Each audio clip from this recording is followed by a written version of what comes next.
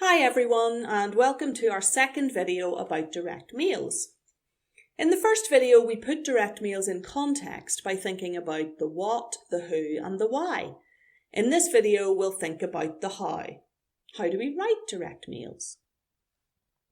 Before we get any further into the detail of writing direct mails, I'd like you to do a little task. This task is very general and just involves a bit of memory, thought and reflection.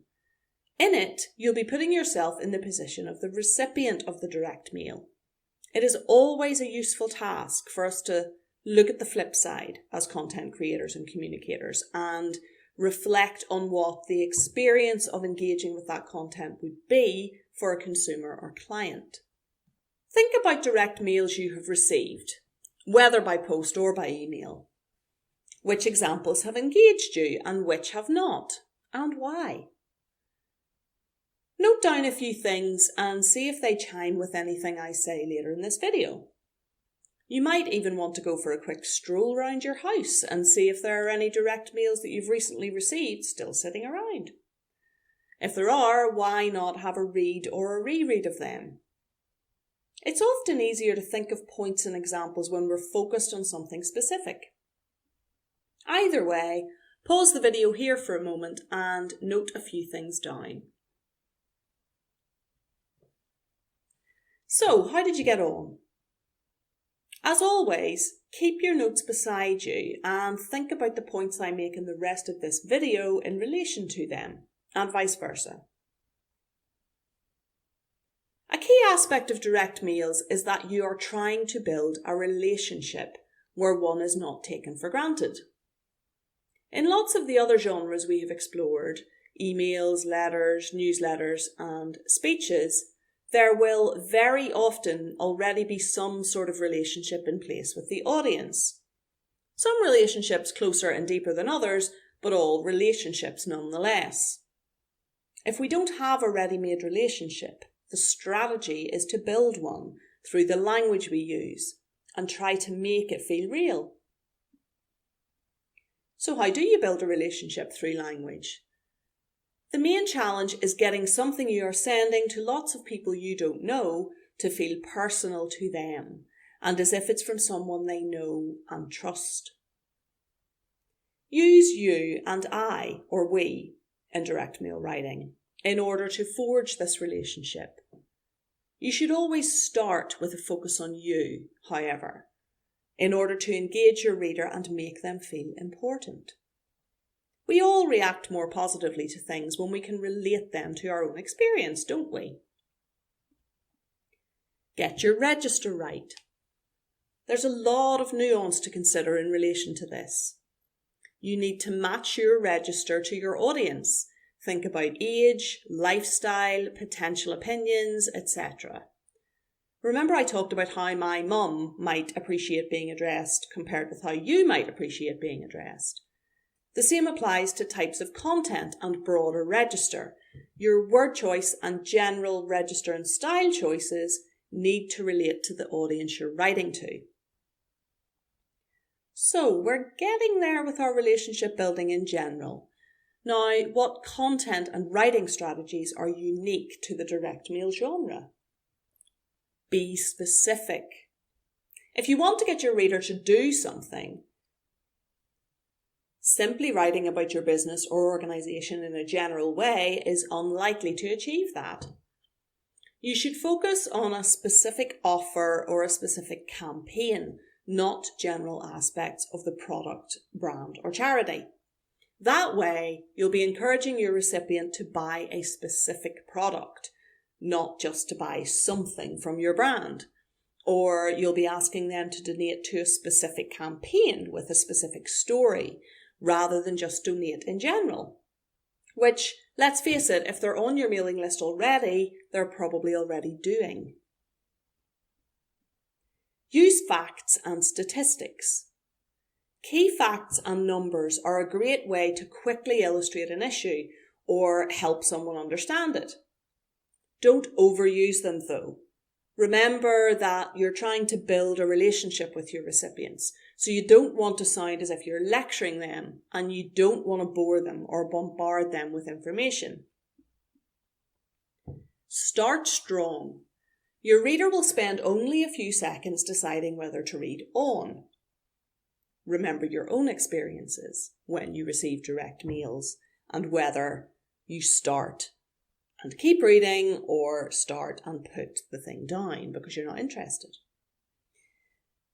Thinking about the points I've just made about building a relationship and making things clear with facts and statistics, some good starters would be a question to draw the reader in, a personal experience that they might be able to relate to, or a good, clear, striking statistic. Speaking of personal experiences, a story is an excellent thing to include in a direct mail. Just think about how effective word of mouth is. Using a story in a direct mail is a little bit like that. You can include a story about someone whose experience has been improved by using a product, or whose life has been changed for the better by being supported to develop by a charity.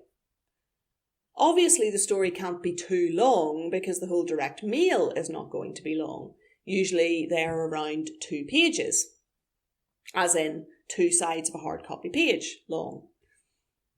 It's easy to write a short story if you stick to the basics of how things were for the person and how they changed. Check out the third video after this one to explore further how narrative works and how even the shortest and simplest story can be tightly structured and really engaging. You can either, for your direct mail, tell the story in the third person, as in he or she, or use the person's own voice and present it in the first person, I or we. The first person is more effective, I think, but it just depends whether you actually have a quote or first-hand story from a person or whether you just know general points.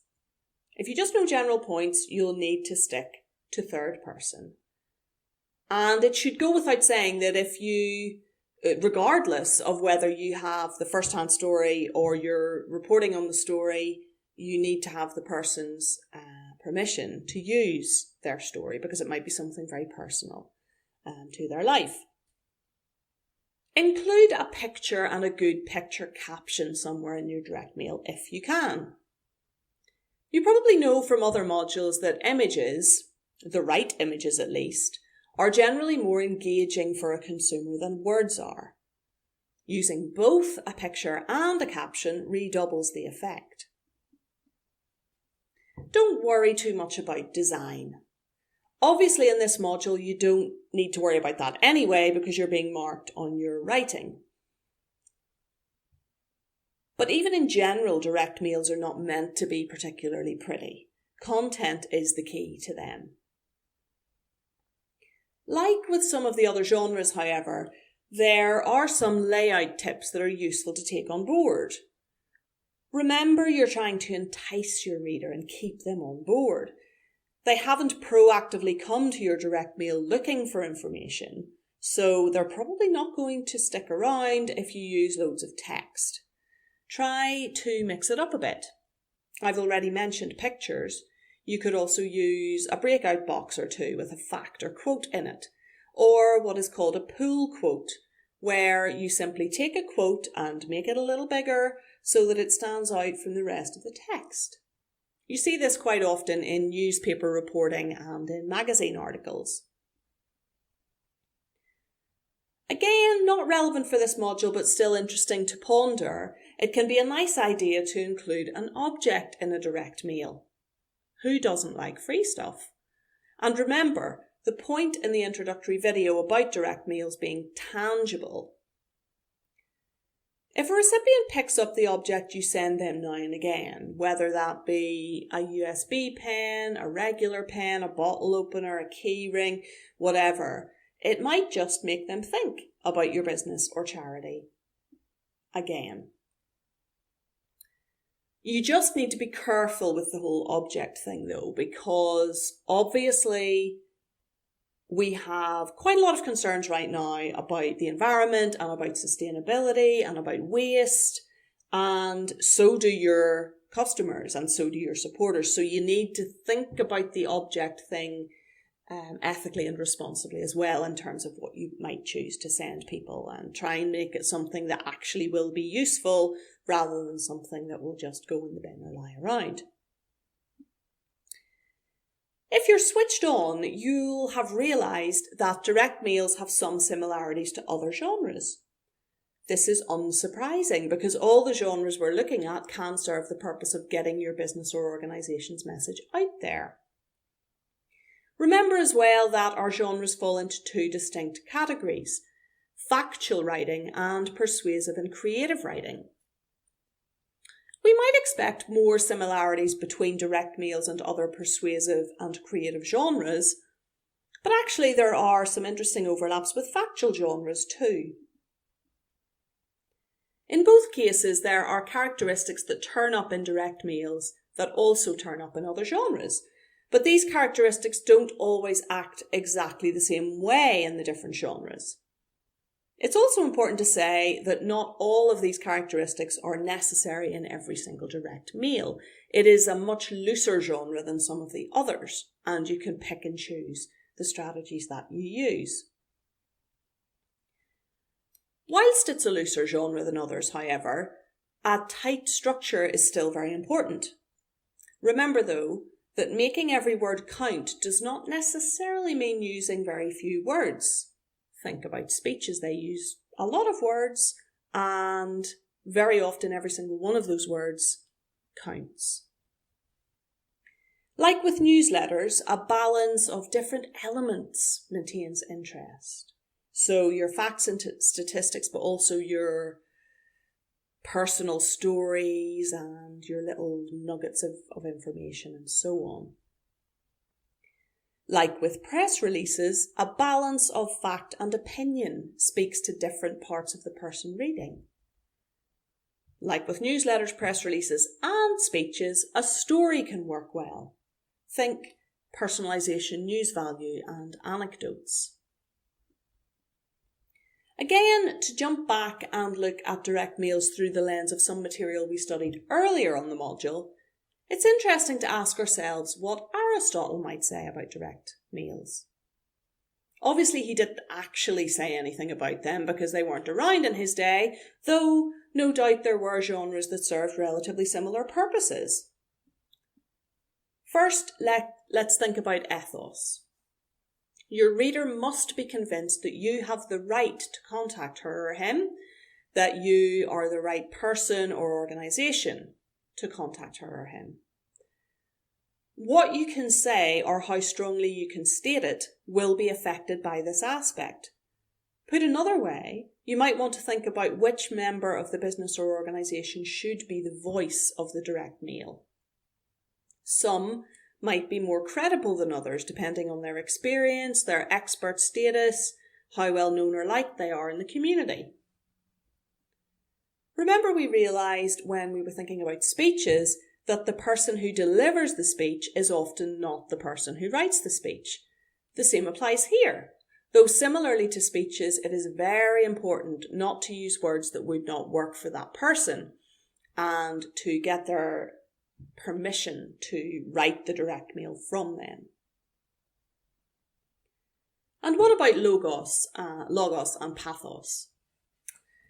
Which of these is dominant really depends on the type of business or organisation you're writing on behalf of, and thus the type of message you want to deliver on their behalf.